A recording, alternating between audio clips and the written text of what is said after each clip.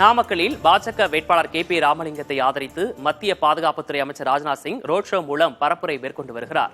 அதனை பார்க்கலாம்.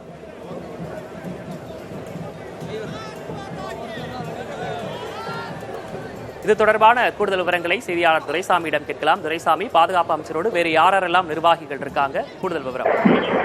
அதாவது விக்னேஷ், இப்போது நாமக்கல் மக்களவை தொகுதியில் பாஜக சார்பில் போட்டியிடும் டாக்டர் KP ராமலிங்கத்தை ஆதரித்து மத்திய பாதுகாப்புத்துறை அமைச்சர் ராஜ்நாத் சிங் அவர்கள் தனது ரோட் ஷோ மூலம் பரப்புரையை துவக்கி இருக்கிறார். சேலத்திலிருந்து தனி ஹெலிகாப்டர் மூலம் நாமக்கல் வந்த அவர் அங்கிருந்து கார் மூலம் நாமக்கல் சேலம் சாலையுள்ள MGM தியேட்டர் அருகே இருந்து இந்த ரோட் ஷோ துவங்கி இருக்கிறது. இவருடன் வேட்பாளர் டாக்டர் KP ராமலிங்கமும் பாஜக மாவட்ட செயலாளர்கள்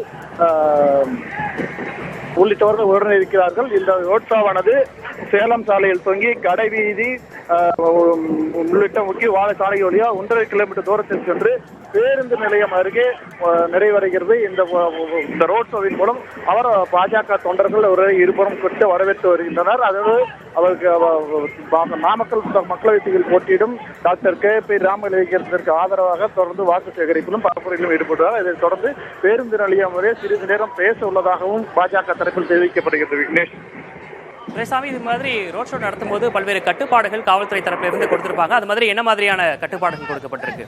அதாவது அந்த சாலையானது சேலம் நாமக்கலுடைய பிரதான சாலையாக இருப்பதால் இந்த சாலை வழியாக போக்குவரத்து தடை செய்யப்பட்டு ஒரு போலி பாதையாக அமைக்கப்பட்டு இருக்கிறது. அதாவது மறுபகுதியில் பாதுகாப்புத்துறை அமைச்சர் கூடுதலாக பாதுகாப்பு வழங்கப்படுவதோடு இந்த பகுதியில்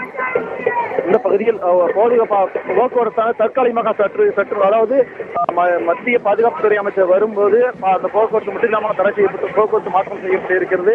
அதோடு மட்டுமல்லாமல் சாலையின் இருபுறங்களும் கயிறுகள் கட்டி தொண்டர்கள், அதாவது பாஜக தொண்டர்கள் யாரும் ஏனென்றால் அவருக்கு Z+ பாதுகாப்பு வழங்கப்பட்டிருப்பதால் அந்த எல்லைக்குள் செல்லாத வகையில், அதாவது அந்த வாகனத்தை யாரும் நெருங்க முடியாத வகையில் ஏற்பாடுகள் செய்யப்பட்டிருக்கின்றன. இருப்பினும் அவர் வாகனத்தில் நின்றபடியே ரோட் ஷோவில் நடத்தி வருகிறார். விவரங்களுக்கு நன்றி துரைசாமி.